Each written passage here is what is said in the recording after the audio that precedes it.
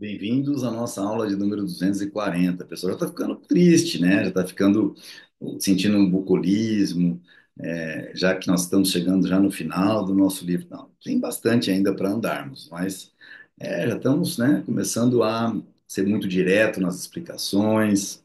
Mises já não nos trata como crianças. Então, aula 240, e tem três do capítulo 28. E tem três: objetivos fiscais e não fiscais da tributação. Lembrem-se de comprar o livro Guia de Estudos do Ação Humana em Português, lá pela editora Eagle. Sempre nas descrições dos nossos vídeos tem aqui o link para a aquisição do livro. Sem mais delongas, vamos ao que interessa. Três: objetivos fiscais e não fiscais da tributação. Os objetivos fiscais e não fiscais da tributação são conflitantes.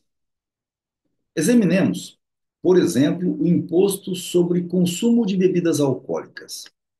Na condição de fonte de renda do governo, quanto mais render, melhor. É claro que, ao aumentar o preço da bebida, o imposto restringe a sua venda e o seu consumo. Óbvio. Isso é, quando ao governo, quando ao governo lhe apetece entender de escola austríaca, ele o faz muito bem. É necessário tentar descobrir experimentalmente qual o nível de imposto que proporcionaria a maior arrecadação, curva de Laffer. Mas se o imposto é usado para reduzir o máximo possível o consumo de bebidas alcoólicas, quanto maior for o imposto, melhor. Se você quer que parem de beber, coloca o imposto 10 vezes. Uma garrafa de cerveja custaria R$ 1.000. Acima de certo limite, o imposto faz com que o consumo diminua consideravelmente e, concomitantemente, a arrecadação também, porque se ninguém vai comprar, não vai ter venda, não vai ter imposto, mas você conseguiu fazer o que você queria. Se o imposto atingir plenamente o objetivo não fiscal de fazer com que as pessoas se abstenham de consumir bebidas alcoólicas, a arrecadação torna-se zero. Deixa de ter um objetivo fiscal, seu efeito equivale ao de uma proibição. O mesmo é válido não apenas em relação a todos os tipos de impostos indiretos, mas também em relação aos impostos diretos. Impostos discriminatórios aplicados sobre as grandes empresas, acima de certo limite, resultariam no completo desaparecimento dessas grandes empresas. Os impostos sobre o capital, sobre a herança e sobre a propriedade, da mesma forma que o imposto sobre a renda, também são autodestrutivos, se levados a extremos. Não há como conciliar o conflito entre os objetivos fiscais e não fiscais da tributação. O poder de tributar implica no poder de destruir, conforme muito bem observou Marshall, presidente do Supremo Tribunal, John Marshall, jurista norte-americano que presidiu o Supremo Tribunal por 35 anos. Esse poder pode ser usado para destruir a economia de mercado, e tem sido esse o propósito de muitos governos e partidos políticos. Na medida em que o socialismo venha a substituir o capitalismo, desaparecerá esse dualismo de dois domínios de ação coexistentes, o público e o privado. O governo faz desaparecer o campo das ações individuais autônomas e torna-se totalitário. Já não depende dos meios extorquidos dos cidadãos para custear suas despesas. Já não existe uma separação entre recursos do cidadão, recursos públicos e os recursos, perdão, os recursos públicos e os recursos privados, os recursos do cidadão. É tudo do público, é tudo do governo. A tributação só pode existir numa economia de mercado, ou seja, a tributação só pode existir. Não há tributação em países socialistas. Um dos aspectos característicos da economia de mercado é que nela não haja interferência do governo nos fenômenos do mercado e que o aparato governamental seja pequeno, de modo a absorver apenas pequena parte da renda total dos indivíduos. Sendo assim, os impostos são um meio adequado para a obtenção dos recursos necessários ao funcionamento do governo. Então, aqui Mises está dizendo que o imposto não é roubo, é porque a definição é de tomada à força, porque ninguém paga de pro bono. E o termo imposto aqui é complexo, como já disse em outras aulas. Vamos olhá-lo sob a luz da tradução, olhar na versão em inglês. São um meio adequado porque são de pouca monta e não perturbam sensivelmente a produção e o consumo. O MIS está tratando de uma taxação com fim específico de manter o poder de polícia para punir quem invade propriedade privada e não para passar a mão na cabeça de bandido.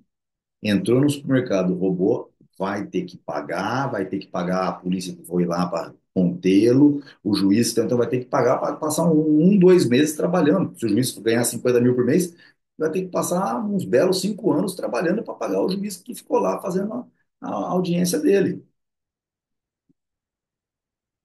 Ora, se os impostos crescerem acima de um limite moderado, deixam de ser impostos e se transformam num instrumento de destruição da economia de mercado. Essa metamorfose de impostos em arma de destruição é uma característica das finanças públicas nos dias de hoje. Não nos estamos referindo aos juízos de valor inteiramente arbitrários emitidos em resposta sobre a questão de saber se impostos elevados causam danos ou benefícios e se os gastos efetuados com os recursos arrecadados são sensatos e benéficos. Então, não é, ai, mas se os impostos fossem gastos direitinho. Não, não tem nada disso, tá? Nota de rodapé. Esse é o método corrente de lidar com problemas de finanças públicas. Ver exemplos de Eli, Adams, Lawrence e Young, Outlines of Economic.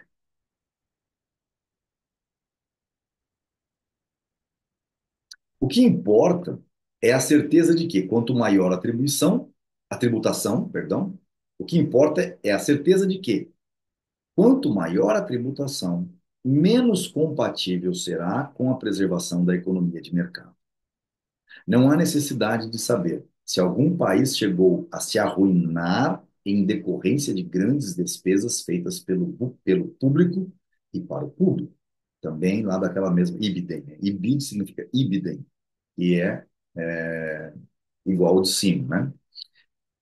É inegável que a economia de mercado pode ser arruinada por grandes despesas públicas, e que tem sido a intenção de muitas pessoas arruiná-la dessa maneira.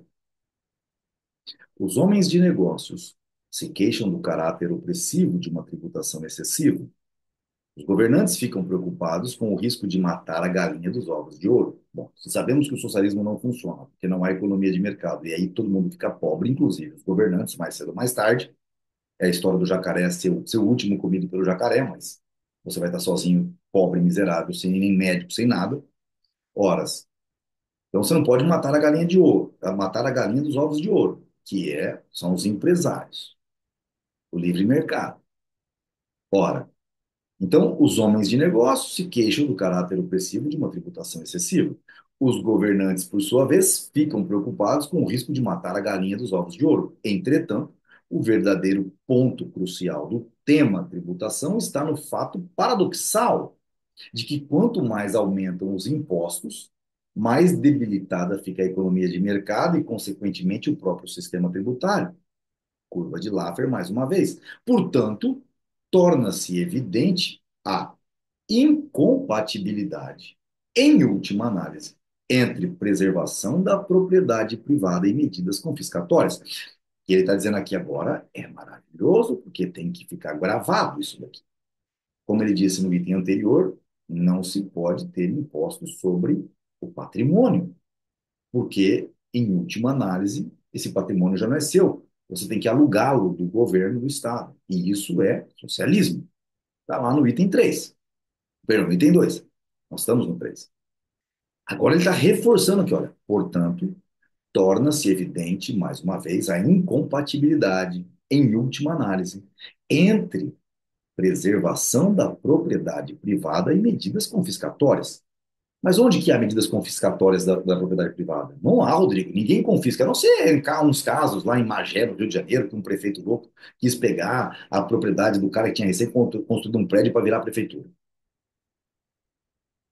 Todos nós que não pagamos IPTU, porque está errado pagar imposto na propriedade, no patrimônio, e temos isso como lei, todos nós, e quem defende pagar IPTU é socialista, socialista, não é nem intervencionista, hein? É socialista.